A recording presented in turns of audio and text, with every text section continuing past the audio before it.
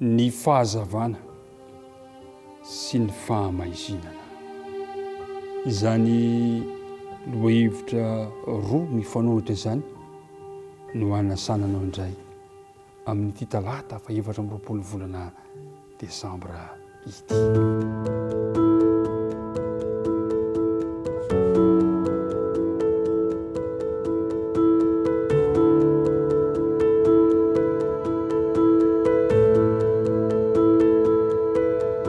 Dia miarabantsika rehetrarehetra indray tratra izao fotoana izao andeha amin'ny alalan'ny hofahofantanana no ifampiarabahana arahana tsikitsiky. Ity mpiandohana dia tononoko mandrakariva ho anao ny fiadanan'ny Tompo izay natoy izao antsika. Milo andinidinika ary dia hiaraka hivavaka isika. Andriamanitra rainay any an-danitro, misaotra anao izahay fa nomenao izao fotoana izao indray afaka hiaraka mianatra mandinika ny teninao. Mamela ny tsy fahatanteranay rehetra areko mba ho voakoziko ny rany Jesosy ilay latsaka toy ny azo fijaliana ny tsy fahatanteranay. Arotsay aty-amponay Tompo ny fanena masina mba hanazava sy hampianatra anay ny teninao ary dia mitahizo ampiaino izao mpiara-midinika amiko izao naiza misy azy. Amin'ny anaran'i Kristy nangatana ny vavaka. Amen. Ny fahazavana sy ny haizinana ny fahamaisinana.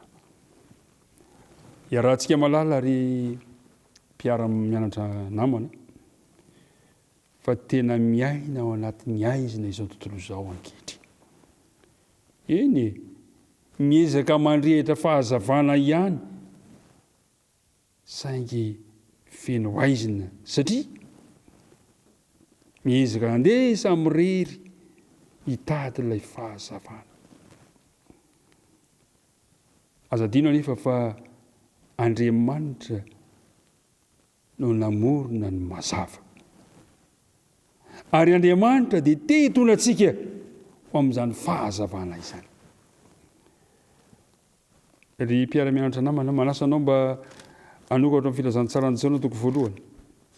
Filazantsarany Jaona toko voalohany ka ny andininy fahaefatra sy nodevantsika. Izy no nesi am-piainana ary ny fiainana no fanazavana ny olona. Andininy fahafolo. Dia amin'izao tontolo izao izy ary izy no nanaovana izao tontolo izao nefa izao tontolo izao tsy nahalala azy. Fiainantsika ny andininy fahasivy. Tao ny tena mazava izay mazava ny olona rehetra tonga amin'izao tontolo izao. Jesosy no fahazavany izao tontolo izao. Jesosy no mitarika antsika ho amin'ny fahazavana ao amin'Andriamanitra.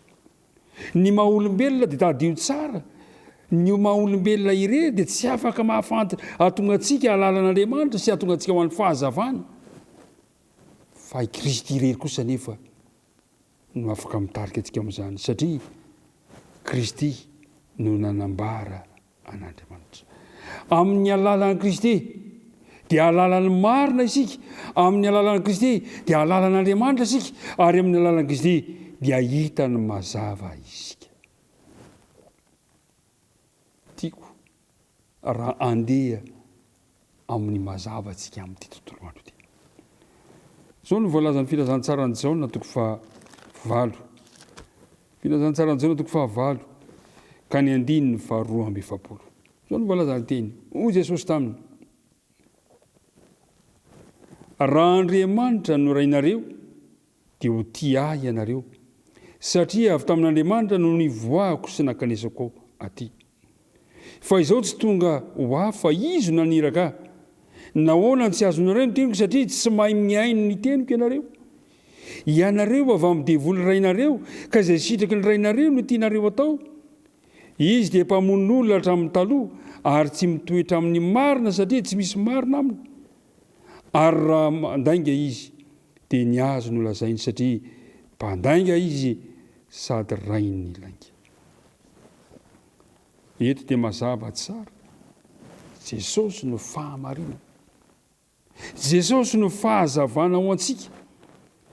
Eto kosa nefa dia milaza jesosy fa satana no mitarika ho amin'ny fahamahinana, satana no mitarika ny olona ho amin'ny tsy fahamarinana rehetra.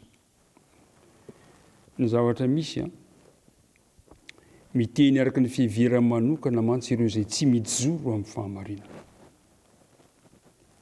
Mahita ny hevitry ny an-dalanteny amin'ny fomba fijery olombelona fotsiny izy ireo, ary mifanohitra amin'izany fa ny tsy maintsy anekena fa Kristy ny fahazavana izao tontolo izao sy ny anarahantsika azy. Ry mpianatra namana isany, ry mpiara-midinika amiko,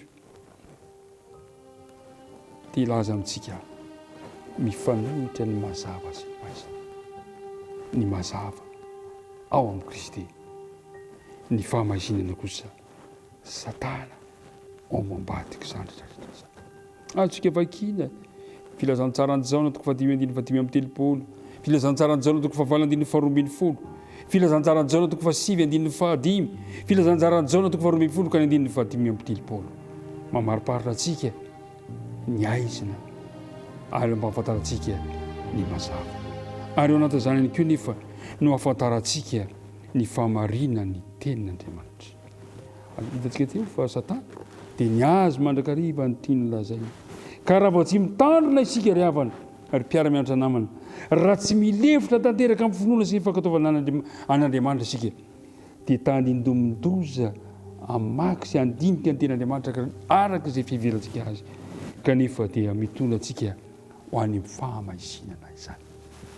Ka ny faniriako sy antso ataoko aminao androany dia izao hoe raiso Jesosy ho fahazavanao anao, raiso Jesosy androany ho fahamarinanao anao, ka hitarika anao any amin'ny fahazavana ary ampanalavitra anao amin'ny fahamahinana. Ny tompony ombanao amin'ity tontolo andro ity. Iaraka hivavaka isika amarana antsika izao tinidinika hifanaovantsika izao. Andriamanitra rainay izay any an-danitra, misaotra anao indray izahay noho ny fotoana sarobidy izay nomenao anay, ka nafahanay niaraka nandinika ny teninao, ka nampahafantaranao anay ny mazava dia ianao izany ary ny haizina izay avy amin'ny satana izany.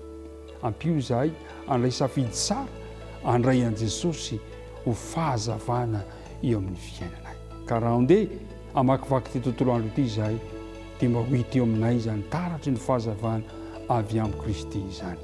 Dia aza mafoina masaraka anay mitahizo ampiaino izao. Anarana Jesosy nangatana mivavaka. Amen.